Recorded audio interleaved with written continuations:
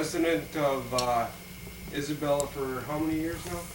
Well, I lived here just about all my life, for 70, 71 years. Mm-hmm. Yeah. But I lived in Nahma after I got married from 1940 to 1952. Yeah, I worked at the mill from 1940 right on through until the lumber mill shut down, and I think it was 1950 or 51, not sure. Well, I worked there all them years. I drove what they call them tram bugs, hauling lumber out to the yard where they piled it. Mm-hmm. And then after that, I went as a mechanic on the trucks hauling logs. They haul logs from Grand Marais to the mill, and I was a truck mechanic there from 1947 to 51. Oh yeah, Off the harbor right then. In the early years of 1940, they used to have a pulp boat come in and haul the pulpwood. But they also had a lumber boat coming in. Okay. They used to haul the lumber by boat at least once a year. Okay. Yeah, I don't know how many million feet of lumber they'd put on it, putting off a big pile of lumber. And so we'd pile it on the docks, and the boat would come in, and then they'd have derricks or cranes, whatever you want to call them, pick it up in so many tiers of lumber, and pick it up and then set it on the boat. Okay. So you didn't have to, when they first started, they used to have to handle every board. But in the latter years, they used cranes to pick it up, and they'd put in about 2,000-3,000 feet at a time and set it down. Okay. But the lumber boats mostly went to Sheepwreck Dimension in Escanaba. That's where most of that went. Okay. Hey. Well, they were older, you know. They wasn't equipped like they are today. Oh yeah. They were just logs. They all only hauled the logs is all. Mm-hmm. They were hauling the pulp. They And had a trailer and they hauled logs. They come from the Grand Marais. See, that was the last years that they had a job. Okay. They hauled, from Grand Marais, they had their own fleet of trucks plus hired trucks hauling in. Mm-hmm. Logs. All the store and the hotel and the clubhouse was all going. Now, See, the mill workers that boarded there, they stayed in the boarding house. They had a big boarding house and a kitchen down the road toward where the hospital was. Right on the corner from, I don't know what the name of that street. It was right across from the Township Hall, isn't it? No, it was on that corner down on Main Street. Right across from Peanut Sergeant's there. Okay, all right. And there, that's where the hospital was. Then the boarding house was in between that corner and the tennis court. There was a big boarding house there and a kitchen. It was the clubhouse in 1946 or 47. I think it was in 46. It burnt down and then they built a new one, the one that's there now in 47. Okay, because I know that there was 3 around that. The early 40s up to about 47. When the lumber camps got done up on the Nahma Order line with the railroad, well then they didn't use the boarding house anymore because they had up at camp at Grand Marais. The guys stayed up there, so they just continued that right around in I'd say 48, 49, somewhere in there. So it was. Oh yeah, see, I worked in the mill and then I worked in the clubhouse also at night. I worked the mill and then at night I'd work in the clubhouse, helped the bartender in the clubhouse, until I started working on the trucks. And then I couldn't work no more in the clubhouse because I had to work at night on the trucks when they'd come in. So. No, they were only working 4, 5, 8-hour days. And some years when they got during the war, that they got pressed for a little more time, and I got more orders, and we had to work Saturday mornings. 4 hours on Saturday morning.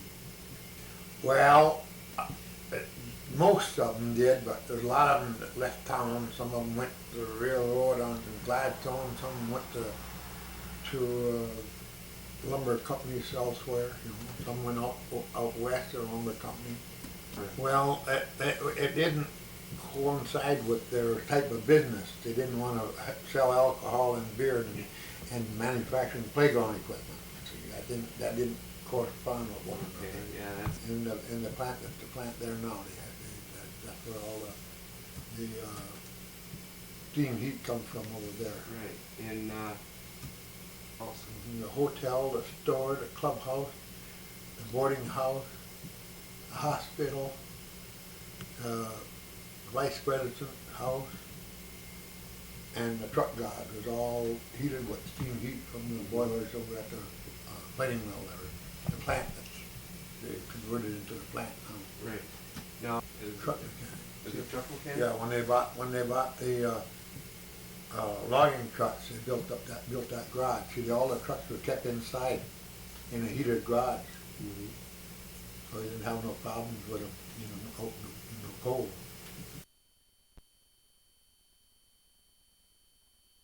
The Indian cemetery is. Mm-hmm. Well, I said, it's up on the hill at St. Jake's.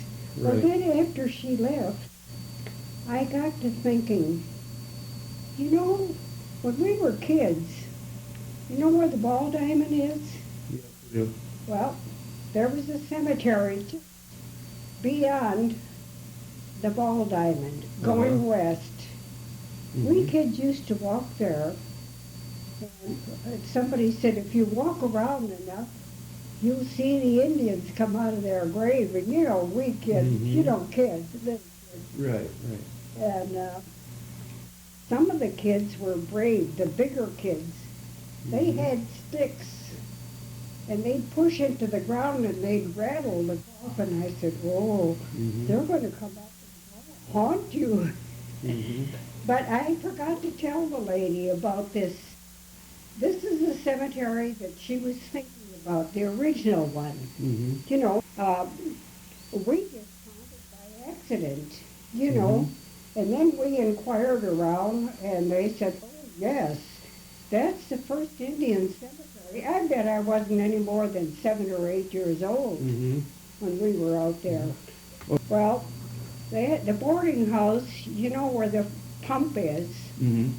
Well, just on the other side of the flowing fountain was the rooming house. Then next door to it was where they did the cooking. Mhm. That was where they ate, you know, and did the cooking. But my recollection is kind of foggy. Mhm. But I do know, well, later, then after the rooming house wasn't there, they had a barber shop. That's where the barber shop was, Okay. you know, after. This was later. Mhm. But they had 3 floors. They had the main floor and second floor, and the rooming house was 3 floors. And you know, when those lumberjacks came, they were filled up. They Mhm. really were. They come down in the spring, Mhm. and some of them that worked at the mill stayed there. Mhm. But in the spring of the year, when they all came down from the woods. Well, I remember the old clubhouse when I first came here, Mhm. about 61 years. Yeah, I guess it is. Yeah, it was the old clubhouse, and that one burned down. Mhm. And then they built this clubhouse. Yeah. There used to be movies on Sunday night. I remember that. We used to go down on Sunday night and watch a movie. There was a man from Gulliver that used to come over here. His name was it Birch? No. Can't remember. We used to go on movies at the clubhouse every Sunday night. I remember I used to go down there. We'd sit on just chairs. You can Mhm. imagine watching a movie in the auditorium. Yeah. Yeah. but it was something to do on Sunday nights, you know. Mhm. And then, of course, there was a candy kitchen where we'd go there. Like on Sundays, I'd walk down there and get a sundae or something, you know. Mhm. And of course, there were bowling.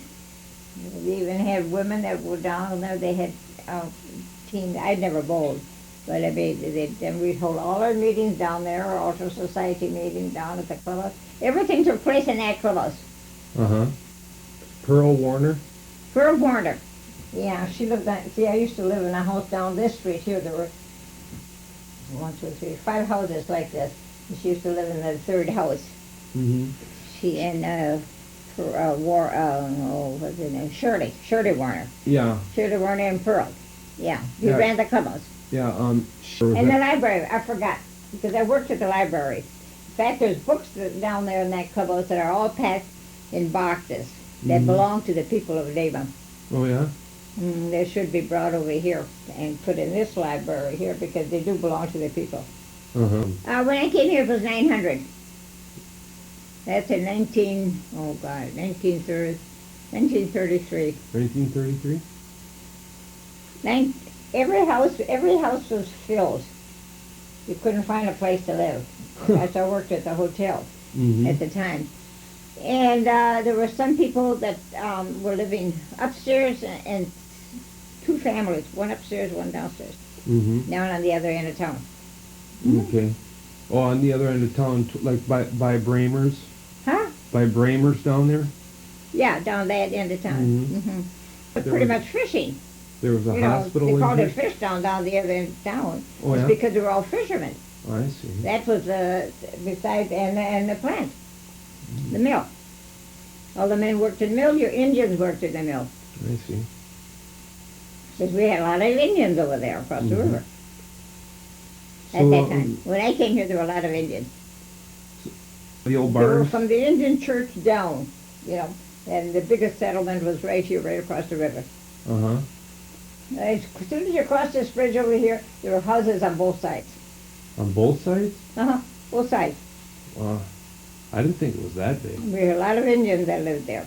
And then the rest of them lived up on, the only one, we had one Indian in town that was a Hardwick, and he lived up in the church, the house across from our church. Oh, I see. Yeah, The one down by the water tower. yeah, right. Okay. That's where he lived. And he was the only Indian that lived in town, and it's because he was an electrician, and he worked for American Playground. I mean, see. Badenoch and American Playground. I see. So, They shopped here, they went to our school here, and they worked here. Archie Hardwick. Archie, okay, Archie yeah. Hardwick, I see. lumber and stuff like that. Yeah. He did that for American Playground too, I guess. I mean, for Badenoch too. It was a job, yep. In those days, it was a big job because, you know, they had the lumber camps, you know, to take care of, you know. Early in the morning, they have to load that train and get it ready, take all the food up to the camps. Mm-hmm. So it was, you know, it was a busy store, Right. you know. You mean why they call it Hospitality House or Yeah, what? yeah. Because that's where the big shots lived. Mm-hmm. The superintendent